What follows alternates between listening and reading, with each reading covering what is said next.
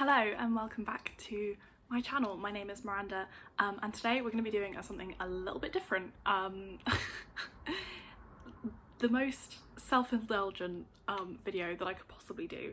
I'm going to be ranking not all but most of my uni assignments that I've written so far. Who knows why? I have just finished pretty much my second year doing a history and comparative literature degree, and I love my degree so much. I am honestly obsessed with studying. I'm such a nerd, but yeah, I love all the books I've been doing, all the things I've been learning. It's just been so much fun, and there's nothing I love more than talking to people about it and getting really nerdy. So that's what we're going to do today. This is partly just so I can look back and remember what I did and yeah, just kind of be proud of what I did, but also share it with other people because it's really interesting and I put a lot of time and work into these assignments and lots of them I'm really proud of, and I want to kind of discuss them with people. There are about 11 or 12, I think, assignments that I'm going to be talking about, so I'm not going to have time to go through all of them in detail. So if there is anything that interests you or you have more questions about that I don't properly go into, just pop me a comment and I will fully nerd out for you. Also, as a lot of my academic interests are based in the history of colonialism and racism, I am aware that it is a privilege for me to be able to learn about those things as an observer and as someone who directly benefits from those things still, and yeah, it's a difficult line to walk between kind of wanting to educate myself about history and being interested in things historically but not being voyeuristic about it, and this is something that I think about a lot, so if you have any thoughts, again, let me know. And also because of that, trigger warnings for some difficult things that I'm going to be talking about. I will leave timestamps in the description for all the assignments that I'm going to talk about, so if there's anything that particularly piques your interest you can go check them out, because this will probably be a really long video. Again, self-indulgent, but yeah, and any content warnings necessary will be in with the timestamps, so let's go. So I've got my little tier ranking set up. The tiers that we're going to have are, number one is just the pinnacle of everything, essays that I was proud of and that have a kind of longer significance for me. You can't top these, they're the best, obviously. Secondly, proud of this one is just that, essentially. Yeah, ones maybe where I didn't fully enjoy the process, but it was mostly fond memories and I was really satisfied with the outcome. The next one down is interesting / fun time, basically meaning either the assignment was a really fun one to do and I really enjoyed it, or it is the content was really interesting and I'm really glad I did that. Then we have it happened. No strong feelings. I did what I had to do. It happened. Then don't remind me, which is assignments that were mostly traumatic and I don't want to talk about them anymore. And then lastly, just know, ones where I wish I just hadn't. I wish that I could go back in time and not suffer through the process of doing that assignment. Cheerful.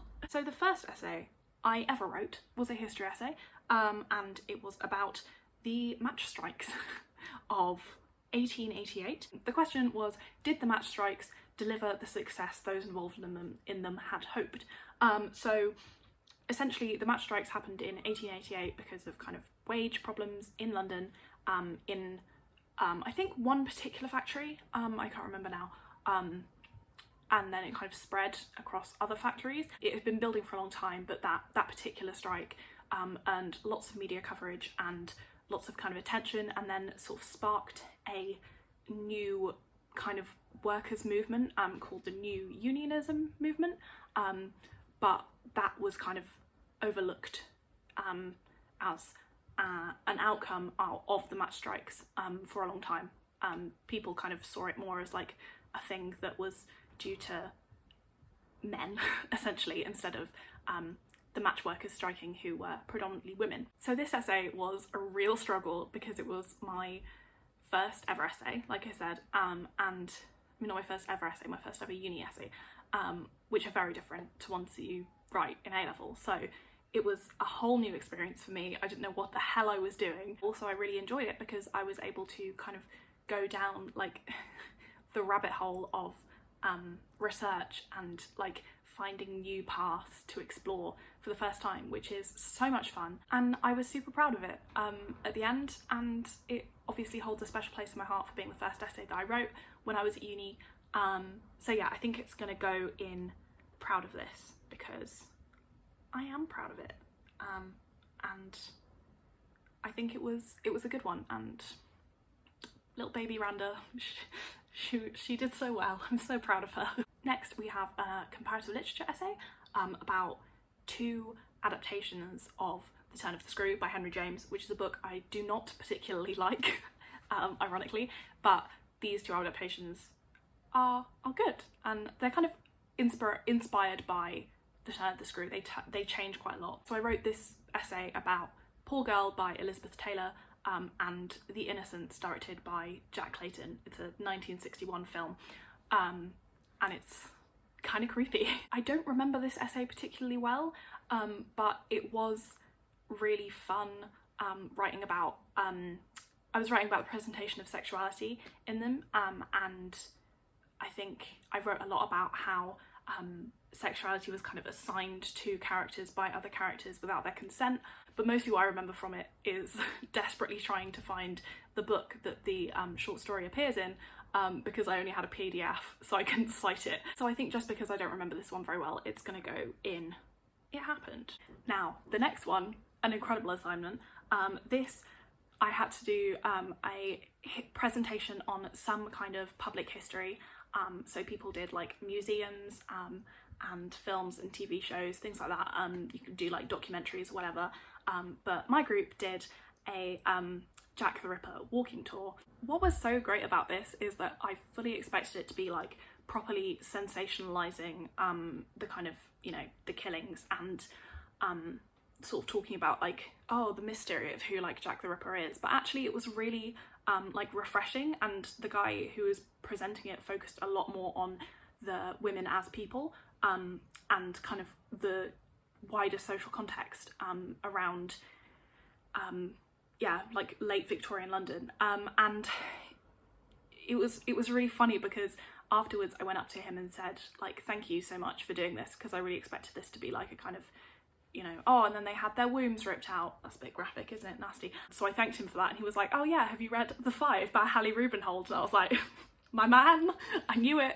I haven't actually read it yet. I still plan to, but yeah, I'm like, goddamn, you know, the power of like a really popular, successful book that questions everyone's expectations. And then after going to the Jack the Ripper tour, we got fish and chips from a chip shop called Jack the Chipper, and included it in the presentation. So honestly, iconic. This one has to go into interesting / fun time, because I honestly had the most fun doing that assignment. It was great. Next, another comparative literature essay. This one was about Translations by Brian Friel, which is a play that I've talked about before, and I love it so much, and Where Europe Begins by Yoko Tawada, which is a short story in the collection which is called Where Europe Begins. So in this one I wrote a lot about like places and the mythology behind places and stories that people tell about them, and how that kind of contributes to cultural identity, and how the writers of these two texts used the kind of stories that people tell around places to explore the boundaries of cultural identity, and how it can't be kind of like defined and reduced to one thing. Both of these texts are fascinating and incredibly complex, and it was really hard to write about them, but I was so satisfied with the final result when I did actually manage to like figure out what my thoughts were and figure out what I wanted to talk about, and yeah, I was really proud of it. So it's got to go into proud of this, because I was. Then there is an essay that took so long and so much effort to get to grips with, because it was a massive topic. This was a history essay, and the question was, why was there so much interest in eugenics in the late 19th and early 20th centuries? This is in Britain specifically, because this was a British history module. I talked a lot about the kind of increasing professionalisation and popularisation of science, and kind of statistics and people using those, and also the combination with that of a increasing fear of criminals, and kind of a new like intention to solve societal problems with science, which is called biopolitics, and all this was kind of coming together at the end of the 19th century, and also just general kind of like concern about the poor, and general poverty and the kind of like class divide. So yeah, this was a really huge topic with lots going on, and it was really distressing to read about, especially because quite a lot of the legislation that was put in place kind of at the end of the 19th century and beginning of the 20th century that was fueled by ideas of eugenics didn't get repealed until really quite a lot later on. So yeah, I worked really hard on this. It was difficult for many reasons, but I was very happy with the end result, and my tutor said that I taught him some things, so it's got to go up there in proud of this. Next we have one of my absolute favourite assignments that I have ever done, so I can already tell you it's going in number 1, spoiler alert. This was a museum reflection that I had to do for a module about race, and the history of the concept of race. So for this we were asked to visit a museum and kind of analyse it and read it, I guess, as a kind of historical object in the context of race as a historical concept. It sounds difficult because it was really hard. So basically looking at like what was displayed, how it was displayed, how it got there, like how things are labelled and described, how accessible the museum is, who is marketed at, all that kind of thing, and looking at it through the lens of race. I chose the Viktor Wynd Museum of Curiosities, which is in Bethnal Green, and it's one of the most bizarre places I have ever been. But basically the museum was a basement in Bethnal Green shoved full of random stuff, some of which had labels, some of which didn't, basically all just in cases, lots of kind of creepy things, but also just like funny things like weird books, body parts, all kind of stuff. And I think the purpose of the place is to question what makes a museum, and how we look at things, and whether it's kind of ethical to look at things like dead bodies, and you know, people's personal objects, if it's kind of like for an educational point of view, because the Viktor Wynd Museum is not a place that wants to educate. It's like on its website it's like, this is for entertainment, we don't want our museum to be educational, so it kind of feels weird when you're there looking at all this stuff, like what is the point of this? This doesn't feel right, just looking at these things that someone has accumulated. And it makes you ask lots of interesting questions about kind of what is valuable enough to be displayed, and who gets to decide what's valuable enough to be displayed, and who gets to decide like how to define what something is. The key thing for my assignment was all the objects that were labelled with like outlandish stories of like adventure and how they kind of got to the museum, which it wasn't clear if they were true or not, and it kind of seemed like it was trying to parody the kind of like, you know, classic tales of like colonialism, where people go into like the deepest, darkest jungle and find all this cool stuff and take it, and you know, like they bring it back and educate people with it, but really they're just stealing it. And also lots of objects were not given any context whatsoever, and they were kind of like exoticized to add to the sort of like weird feeling of the place. It also felt like deliberately exclusionary, and a sort of like continuation of the history of white collectors stealing things and removing them from their original context, and kind of placing them in like little rooms for all of their rich white friends to go and gawk at, and as if they're really weird. And it was kind of trying to like critique that practice of like being a museum, but also it didn't manage to, because it was like continuing it. It was complicated. Essentially, it was like an exercise, a prime example of like white voyeurism, and just kind of going and looking at a load of like exotic things and being like, isn't this wacky? Anyway, as you can probably tell, I can talk about this forever. And I did in my assignment, because I went over the word limit without realising, because I'm a nerd. I thought the word limit was bigger than it was, and I got marked down. Sad times. Asking myself all these questions was really valuable, and I love doing it. That is just the best kind of like experience that I've had with an assignment, pretty much. Next, another comparative literature essay where I was talking about Une Tempête by Aimé Césaire, and the question was, discuss how Césaire uses comparison as a tool for interrogating and resisting colonialism in Une Tempête. So this essay is very special to me because it introduced me to the concept of writing back, and how post-colonial literature can be a kind of like act of resistance. Basically, Une Tempête is a response and rewriting of Shakespeare's The Tempest, and it kind of takes the colonial undertones and assumptions that are present in The Tempest, and like exposes them, and changes them and reworks them and basically challenges them. Césaire is also a really influential post-colonial writer, and I'm really glad that I got to like write about his work and discover it in this way, because yeah, it was really cool and I really want to read more. Also, I'm very proud of myself for writing about the original French, because it was a lot of work.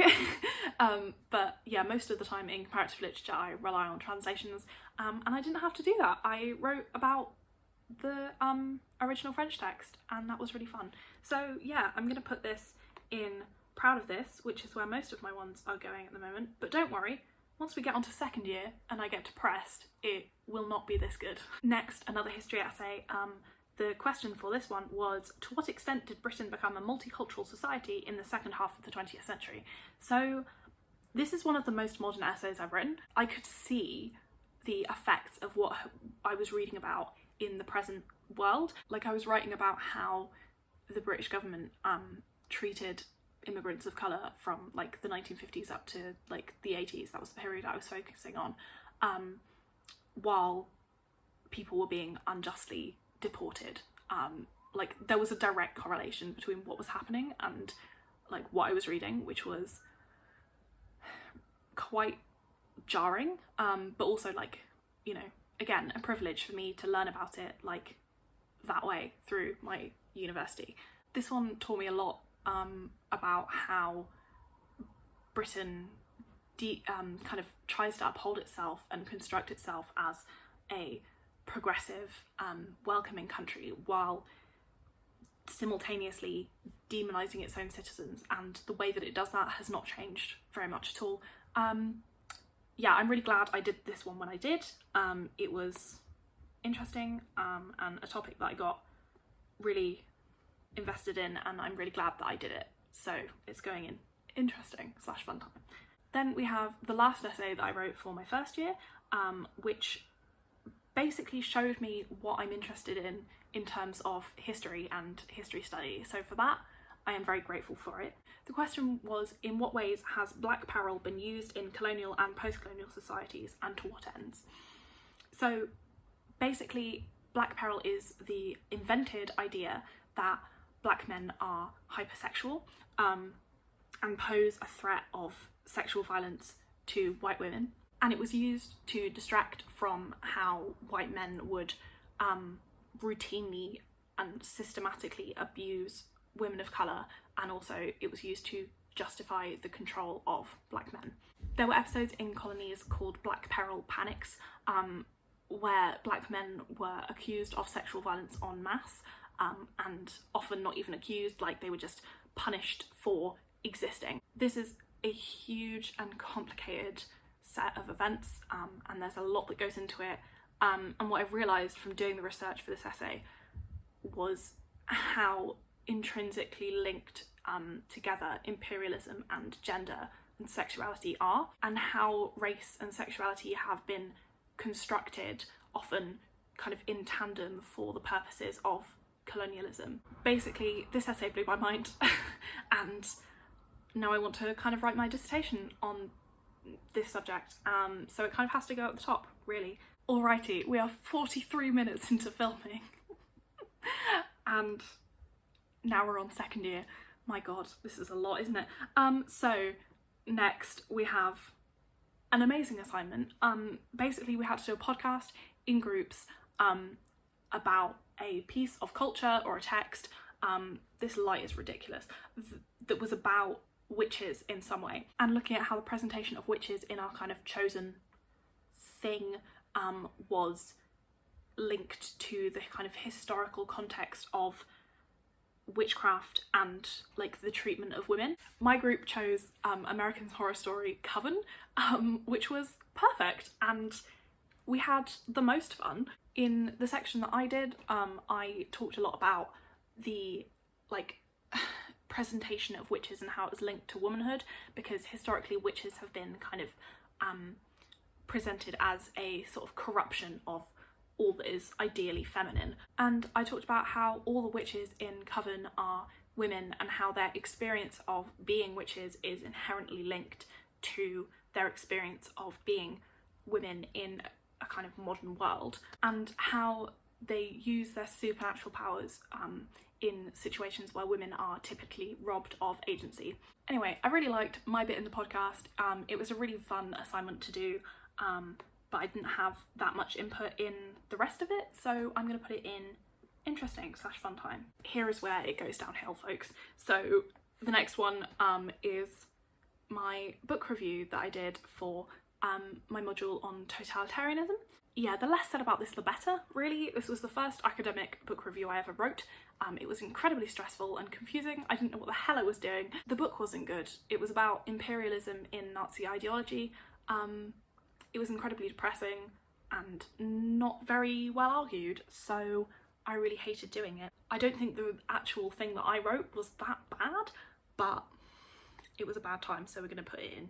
Don't remind me. Another one that I didn't love, this was a comparative literature essay with the question being, quote, reading the very best writers, let us say Homer, Dante, Shakespeare, Tolstoy, is not going to make us better citizens, unquote. Discuss in relation to 2 or more works from this module. So I discussed this quote in relation to The Reader by Bernhard Schlink and Fahrenheit 451 by Ray Bradbury, neither of which I particularly enjoyed as books, so this was not like my favourite assignment. I wrote a lot about numbness and kind of deliberate ignorance, and how reading can kind of open you up emotionally to a new world,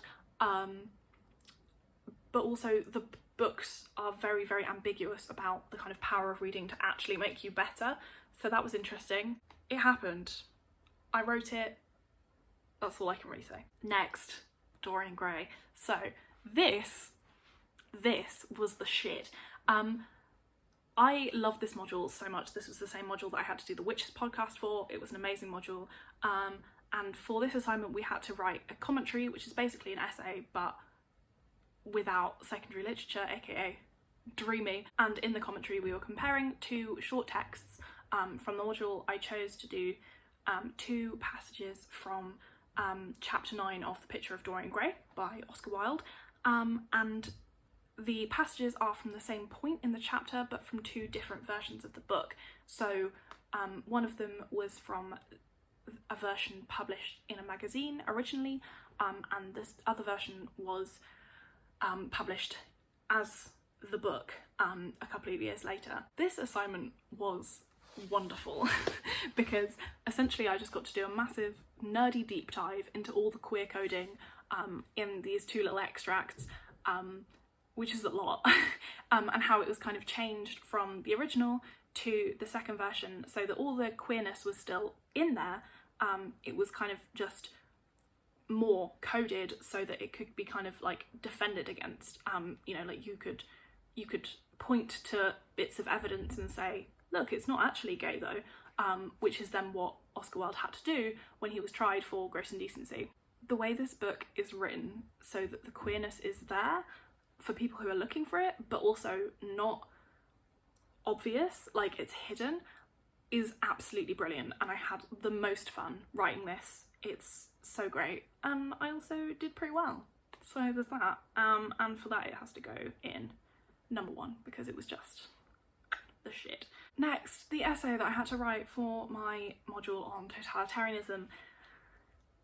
This was about how important were imperialism and colonialism to the rise of totalitarianism. There's lots of isms there, and I think I must have written ism about 50 times in my essay. My god, this was rough. I'm honestly not sure what I argued. It was a big old mess. I was just desperately trying to get something cohesive from my mass of unorganised thoughts. But basically I wrote about how 20th century Europe was built on colonialism and imperialism, and that was what kind of made Europe. So you can't detach like the totalitarian regimes that came in 20th century Europe from its imperialist past. I think this was just a big oof, and it's gonna join its little friend in Don't Remind Me. The next one I wrote about The God of Small Things by Arundhati Roy and A Small Place by Jamaica Kincaid, and the question was, discuss the role of neocolonialism in the text studied. How do the same power structures persist even after independence? So both of these texts I really love. They're so great, and they both use tourism to explore neocolonialism, which is basically the concept of it's how the balance of power globally is still unevenly distributed, and how countries that were previously colonized are still suffering from like wealth extraction and oppression from their previous colonizers, even if they are not colonizing them anymore. So in this essay I talked a lot about how the texts could possibly be read as like armchair tourism, basically where people want to get a kind of like slice of a different culture by reading about it, but the writers of these two texts particularly are very much aware of this possibility, and they kind of thematize it and make it impossible for the reader to like detach themselves from the context of like, well, the historical context of colonialism and the kind of current way that globalization means that these countries are still like oppressed. I was really proud of this one because it took me a long time to get to grips with these texts and the kind of all the theory behind it, because there was a lot going on, and yeah, I think I did pretty well and I was happy with how it went out, so I'm gonna put this one in parade of this. Now we're on the home stretch, second semester of second year, we can do this.